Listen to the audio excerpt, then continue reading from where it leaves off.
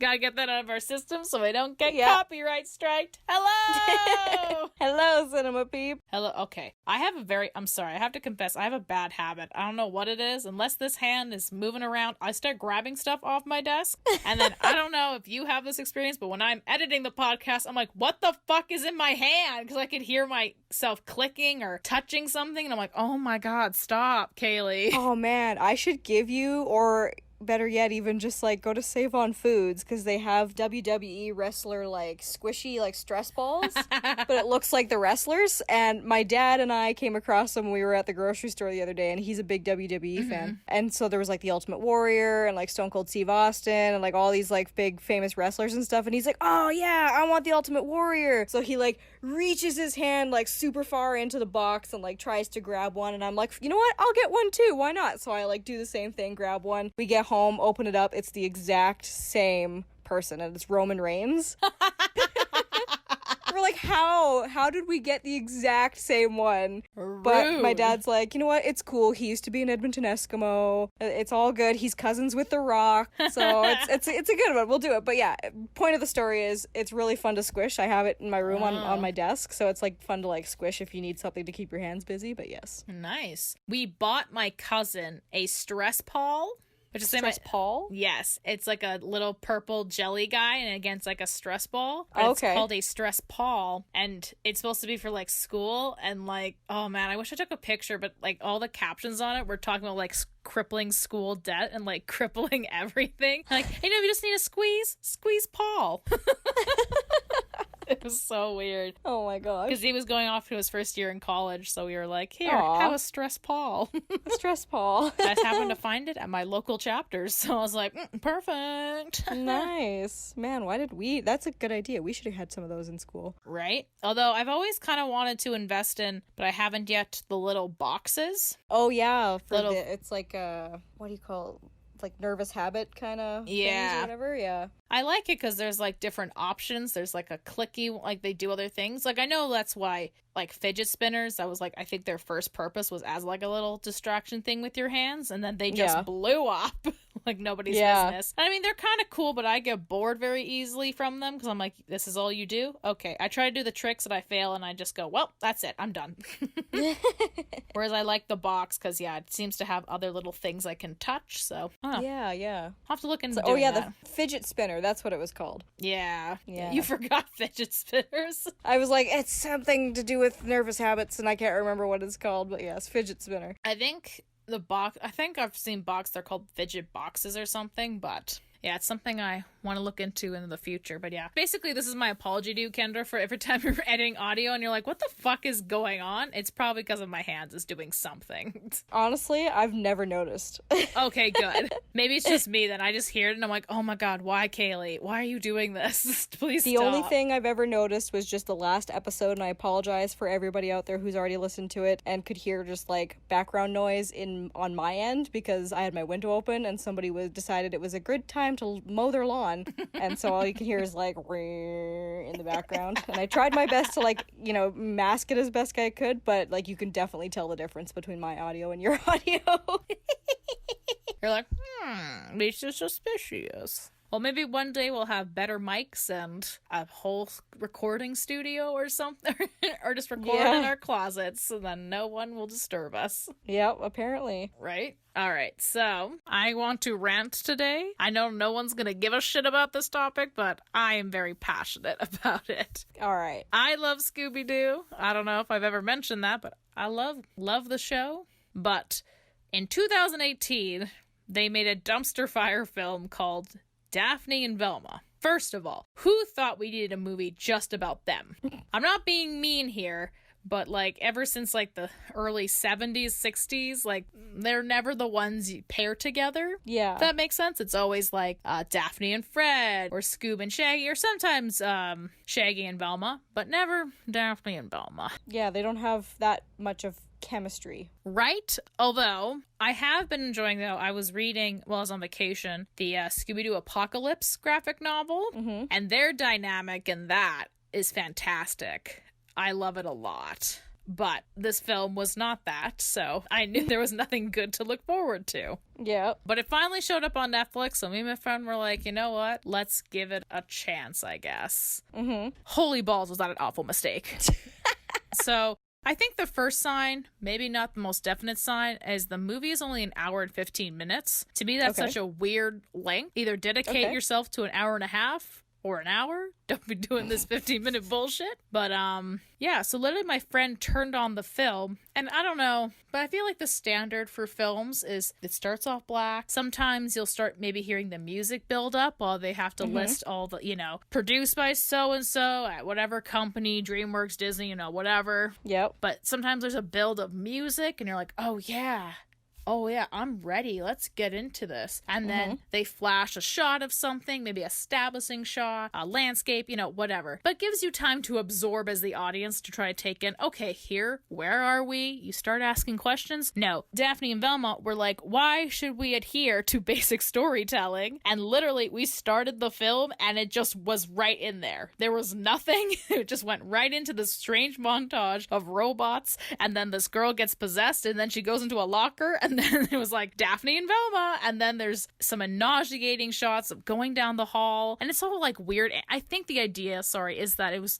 meant to be spooky. Okay, yes. But it was like the most boring hallway shots I've ever seen, and it was just weird angles with lights, and it was too much. And then the other thing that was also weird to me, it flashed on screen as like producers, and I was like, is that Ashley Tisdale from High School Musical? So I immediately had to look it up. Yes, she did help produce this film into existence. Also, fun fact, I didn't know she had a sister, but she also decided to help fund this piece of garbage, so... I did know that, but interesting. Right? Thank you, world. Thank you, Tisdales. I don't know why you thought we needed this.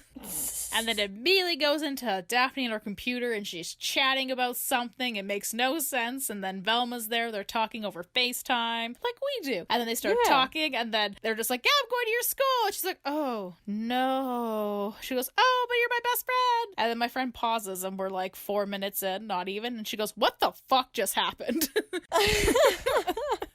Like I said, you were just thrown into it. There was no kind of like safety guard. There was no kind context. They're just like, boom, school, technology, ooh, spooky hallways. And you're like, weird. What is happening? That's only a small fraction of why I don't like this film, but just the intro alone was so jarring.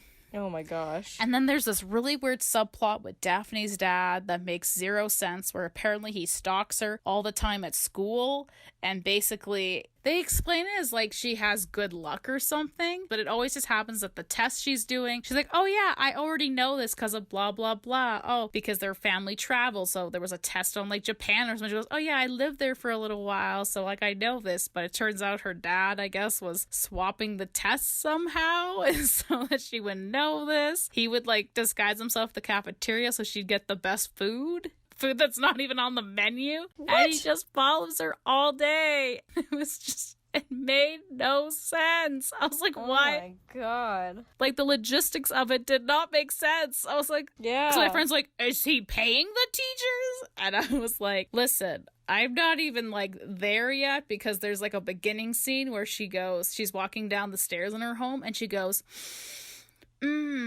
French, I hope that's French toast. And then there's this whole scene where the dad's running back to the kitchen because her meal wasn't French toast, but then makes French toast appear. And here's my, right?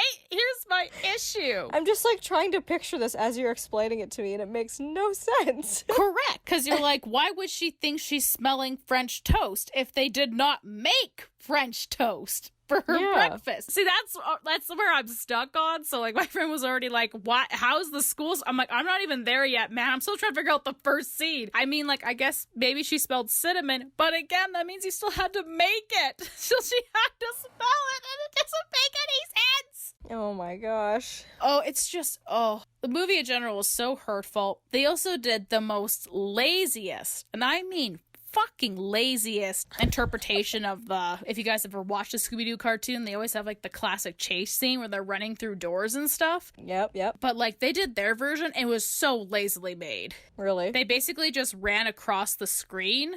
It was flat. There was no dimension. And I think that's the thing, is that even like the old Scooby-Doo episodes, there was like a dimension to it. So like you're looking down a long hallway with many doors, and I think that's how the joke works. Yeah. Whereas this, it was just flat. So it was 2D. They just ran across one side to the other. It was so fucking boring. Oh my gosh. And then there's always this classic thing where Velma loses her glasses, but it's normally because she trips or bumps into something. But no, they just cut to her losing her glasses, and she was like, oh, where are they? Oh my God, it hurt. So they tried to include all the elements, but the delivery wasn't good. Oh, it was horrible. Horrible. And it's weird to me because it seems to me like they did like a bare minimum research, but just didn't apply it well at all. Weird. Because they mentioned something about Crystal Cove, and again, if you're a loser like me and watch a lot of Scooby-Doo, the Scooby-Doo Mystery Incorporated series actually takes place at Crystal Cove. That's actually where they're from. So it looks like they did research, but they didn't apply all of it. And it's just, I would say only watch this if you have so much alcohol near you. Because, like, it's not even like, it's so bad, it's good. It's just bad. Yeah. And like I said, just like the beginning where it was just, it starts and you weren't ready for it, the ending just happened. And my friend was like, wait, it just ended? I was like, honestly, I was expecting this. I was just waiting for it just to fucking end because it made no sense. Oh, Lord. But that was my weekend. That movie hurt me in a lot of ways. A lot of ways. Oh, boy. It might be the worst Scooby-Doo made property ever, but... Oh, no. I mean, ugh. Like I said, I wasn't expecting much. From afar, you can tell it's a dumpster fire. Yeah. Without a doubt. However, if you do want to watch something that's good, I do recommend Mystery Incorporated. Yes, I've heard you talk about that one. Yeah, it's fucking fantastic. But yeah, there's only 2 seasons, and it kind of sucks. They were able to wrap up kind of the main story that was happening between 2 seasons. But the ending, like, just opened the door to so many more possibilities. It was kind of like a Flash ending, if that makes sense. Like, it reminded me so much of The Flash at the end, because you're just like, what? Timelines? Dimensions? Like, different dimensions? Like, it's crazy. Nice. But I guess Cartoon Network didn't like it, so they canceled it. Boo. Right? Which I guess seems to be a common theme with Cartoon Network, is they'll cancel a lot of their shows really early, even though there's fans who want it. They're just like, nah. Because I remember hearing, I don't know if you ever watched the show. I think it's on Netflix now. It's called Young Justice. No, I haven't, but I have heard of it. Yeah, so it's a cartoon. It focuses on the sidekicks, but they don't want to be called sidekicks kind of thing. So it's like them coming into their own. And I watched the first season and I did enjoy it. Yeah. But then I was waiting for it to get on Netflix because people were pushing hard and petitioning for season 3. Because I guess that one unfortunately ended on a huge cliffhanger. Oh, really? So that kind of sucks, but I need to still watch season 2. But from what I understand, I don't know if this is necessarily true, but I heard one of the reasons Cartoon Network canned it, even though everyone was enjoying the show, is that they weren't selling enough toys. What? Yeah, and apparently, even if there were toys being sold, they found more women were buying the toys. So they were like, oh, gotta can that, supposedly. What the hell? Like I said, I don't know it's true, what a weird tactic to judge by. Right? But I guess they're all about toys. But I guess even like the really old TV cartoon shows that people love, like Transformers, was essentially, it was for the toys. I think a lot of the Hasbro stuff, right, it's made to sell the toys, like G.I. Joe and stuff like that. But at least like those ones seem to have substance. Whereas, like... Yeah, exactly. There was thought and care put into the storyline. It wasn't just, we're doing this to make money in other avenues other than the TV show itself, but we're using the TV show as a way of getting people to buy that stuff, you know? Like... Yes, buy all of our merchandise. But I think, you have to kind of, I feel like, rethink that, at least now. Yeah. To be fair, I don't buy children's toys, so I'm not quite sure how that market works anymore. Yeah. But I feel like with the internet and everything, I think it's hard to judge, to be like, oh, our series is not successful. But right, like you said, there's obviously other avenues that you don't have to, judge it by. But again, I don't know how it works. And at the end of the day, they want to make money. So if they don't think they're going to make any money, axe. Which is unfortunate, because if it does have a good storyline, like the one you're saying that got canceled, then it shouldn't matter how much money you make off of the merchandise or the toys. It should just be about the story that you're initially creating. Right, but it's never about the story. Oh, boy. Well, two things I wanted to ask you, just based off of we were talking about superheroes and all that kind of stuff, and this reminded me of it. So two things. Do you follow Jensen Ackles on Instagram? See. Have you seen what he posted recently? About his mustache? No, about his latest about his latest endeavor after Supernatural. I don't know if I don't think I saw it on Instagram, but I think somebody posted it on Facebook that apparently he's joining The Boys season 3. Yeah, I just saw that this morning, and so you talking about the superheroes and the fact that you had talked about The Boys last time. Reminded me of that, so I was like, yeah, it's so cool to see. I don't know what, I'm assuming Jared's gonna have other things to do too once he's done, but it's cool to see that they've got things lined up after Supernatural's done. Oh yeah, and I think that's exciting. Oh hell yeah. And I mean, that's definitely a show, but I don't have Amazon Prime. Kendra, please share me your password. Yes, I'm working on it. I keep forgetting. Give me your passwords. I was actually talking to my friend because he actually finished The Boys season 1. Oh yeah? And I made the comment, I was like, I liked it because it was dark, but not DC dark, where it's not like, oh, I'm brooding and the color saturation is down. It's more of like, they took superheroes and they like made it as like a merchandising opportunity. Yeah. And like the ramifications with that, or ramifications, there we go, with doing that. And because there's like this, I don't know, Hyde, have you seen it? Not yet. Then I won't spoil it for you, because there's like a scene that happens that you're just kind of like, oh shit, what? But yeah, and just, I don't know, it deals with like a lot of morals and stuff that I don't think a lot of the other superhero shows don't normally touch, because it is like darker content and like they're tackling a lot more serious issues. Not saying that I don't think superhero movies in general don't do that, but I think this one takes a little darker avenue towards it. Yeah, that's cool. I will definitely be checking it out soon. Oh, good. I only watched the first episode, so you can talk to me about that. I haven't seen anything past that. Now that I know that Jensen's going to be on it, gotta work my way up on that one. Like, I gotta watch all of it. Right? But then the other thing I wanted to talk to you about is, because it's now wrapped, its first season technically, but I wanted to know if you are caught up on Stargirl, and if you are, what your thoughts on it are. Yeah, so I am not. The episode I left off beforehand was when they were versing the Gambler for the first time. The Squirrely Man? Yeah, Squirrely Man. They were facing off a Squirrely Man. Because I think the next episode, because it was right before I left, was a two-parter. Yeah, it was the season finale two-parter, yep. Oh wait, that's the finale? Yeah, the two-parters are the finale. Really? I thought I was behind.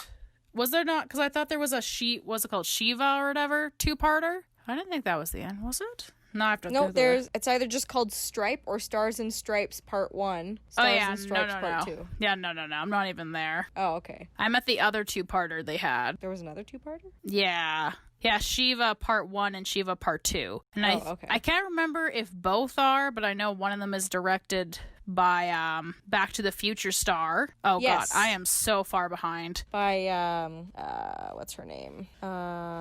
She plays Lorraine, the mom. I can't remember her name now. Oh my God, it's slipping my mind. Oh no. She was so shame. Nice. Shame. What's her name? Oh my gosh, what is her name? Oh, she was so nice. We met her. She was so nice. We met her at Calgary Expo. She was so nice. She was very nice. Leah Thompson. Thank you, Leah Thompson. I knew it started with an L. Nailed it. Let me just check since I'm here. Did she direct both parts? She did not. She just directed part 1. It's kind of cool to know, because I remember her telling us that she does directing now, and she's been doing some different things, so it's kind of exciting to know that that's one of the things she's been up to, so yeah. Right? Yeah, I am like behind 6 episodes, it looks like. Okay. So that's one of my goals for this week, is to try to get through that. So I'll definitely let you know. Because again, one of my other friends was like, oh, what are your thoughts? And I'm like, no, I haven't finished it yet. But of what you've seen so far, what do you think of the series? It hasn't done anything offensively wrong to me.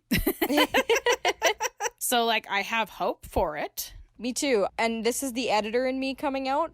There's just a few things I was saying to my dad. I'm like, I don't know if it's just like the fact that, I edit for a living, and it's just my editor brain coming out and questioning why certain things are the way they are in this show. But like, the storyline doesn't make sense in certain things, and there's just some choices that they make that I'm like, what?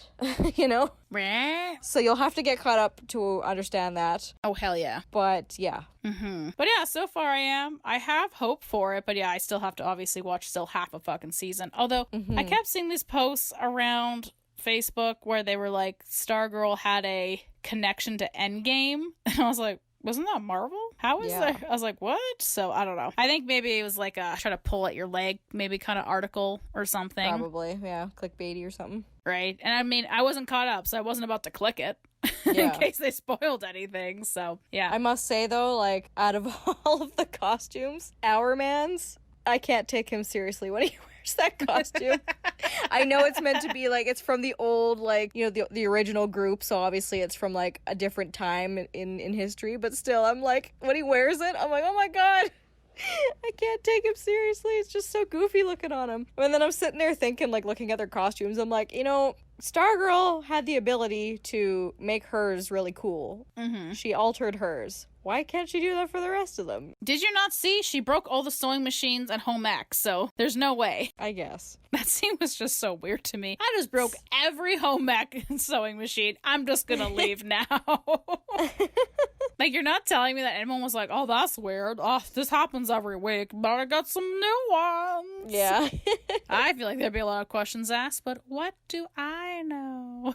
So yeah, I have to catch up on a lot. Oh, man. Every time I'm like, I'm totally ahead. Nope, I'm behind. Because I gotta finish that. And I think Harley Quinn season 2 finished airing, so I gotta watch that. I know you said you watched the first episode of it, but I really fucking love it. Yeah. I think the writing's fucking great. I think it's the first time ever I really like, because there's always like the whole thing with Poison Ivy and Harley Quinn being kind of an on and off couple, basically when she's not with Mr. J. But it was really fun seeing them interact, because for the first time I was like, oh my god, I totally get it. Like, this makes so much sense. Because to me, at least the way they were portrayed, like, it never clicked for me. Because she's always like, I'm about the plants and I'm going to save the earth, whereas Harley's like kind of love crazy and destructive. Yeah. So I was like, these things don't match. But in the show, they find a way to make it blend really well, and it's just so funny. Like, like Poison Ivy's like, I'm not a super villain. I'm more like an eco-terrorist.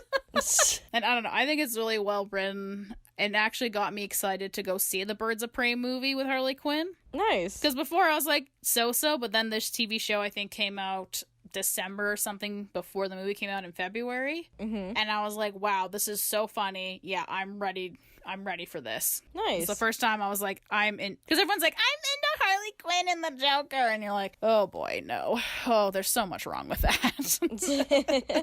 But yeah, it was the first time I was like, you know what? Yeah. Although I felt really bad because one of our friends, she loves Harley Quinn, so I took her to go see Birds of Prey. But me and my other friend were like, yo, you have to watch the show. It's fantastic. And she did not like it. She didn't like the show? No. I felt really bad. I always worry that when I try to recommend things to people, I build it up too much. Right? That's always the struggle, is like you appreciate and you love something so much and you want to share that with other people, but you feel like you're going to hype it up too much, and then they're just like, yeah. Right, or it's just not their thing, which is totally okay, because maybe it clicks for you, but maybe for someone else, they're like, nah, I don't get this, because,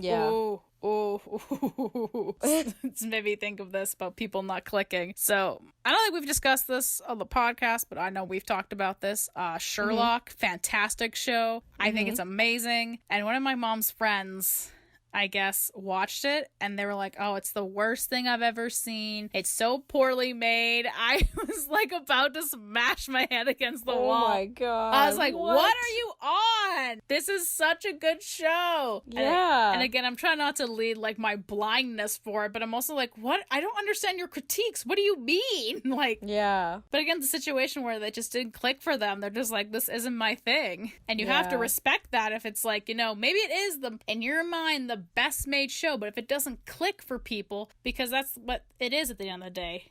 Like, we're very passionate about these things, but like, it is a form of release and a form of escapism. Yeah. You know, get lost in the story. And if people, it could be the most well-made thing, but if it doesn't click for some people, it's just not gonna click. Exactly, yep. And you just have to respect that. That's true. And then, like, on the side of things, it's like sometimes, like you were saying earlier, sometimes things get overhyped, right? Like, one of my friends, she has no interest in watching Stranger Things because it's been overhyped too much. Yeah. And she tried to get into it a little bit just to see what all the fuss was about, and she found it kind of, like, disappointed her because of how much hype there was around it, and then she was just kind of like, eh. But she's like, well, I'll probably give it another chance, like, once all the hype dies down and stuff like that. but I just like need to, you know, get it out of my brain, do something else, and then come back to it when I'm like not feeling like I'm obligated to watch it, just to see what the fuss is about. Oh yeah, that's always the worst. That's when people are like, oh, this show's at its height. I'm like, I'll pass. Yeah. Again, because people just might overbuild it up, and you just watch and you go, what are you talking about? I don't understand. Right?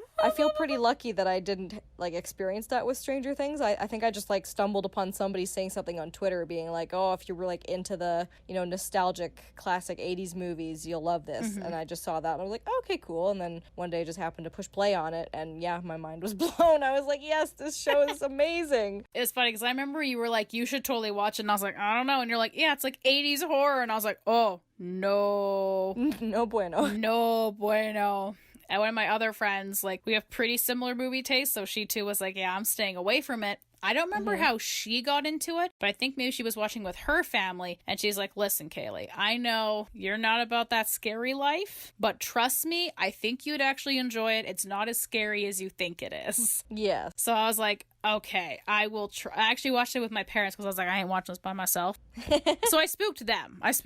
But then I actually got into it, and then I was like, okay, this is actually like really well done. Right? And then I was lucky that at the time it was only season 1 and 2, so like I binged that shit real quick. Yeah. So then when season 3 was like coming out, like me and my friend would get together and we'd watch the episodes together. Nice. Because when you think about it too, like, it's not really a horror themed show. Like, it's got some elements of horror, but to me it's more thrilling than it is like scary. Yeah. I find it's more like Jurassic Park kind of thrilling, where you've got like the monster and stuff like that, but it's never like gory or horror to the point of just like gonna have nightmares kind of thing, right? Right? Because that's the last thing I need. Yeah. And I guess that again brings back to one of my fears if I like explain something wrong to somebody. So when I'm trying to be like, oh, I want you into this show, but I worry if I explain it wrong or in a way that maybe they're going to be disinterested. And I'm like, Right? damn. I'm like, I know. how do I do this? Well, clearly that was my fault for you because I said it was a horror thing. So I apologize. Nah, man. It's all good. It worked out in the end. It worked. Yeah, in the end, you worked out. It worked out. So it's A-okay. That was our podcast for the day. Yeah. My recommendation, do not watch Daphne and Velma if you value your life. Do watch Mystery Incorporated. Do give Stranger Things a chance. I know the hype is crazy. Watch the Harley Quinn show. And what other shows have you guys watched that people have either misexplained or you've gotten, like, you've heard all the hype about and went to check it out and were, like, very disappointed by? Let us know in the comments. I definitely need more shows recommended to me that I'll never finish or get to, so please and thank you. But everyone have a happy Tuesday. Have a lovely rest of your week. Continue to watch movies. Be kind to everybody. And we'll see you next time. See you next time. Bucky Monkey and slap.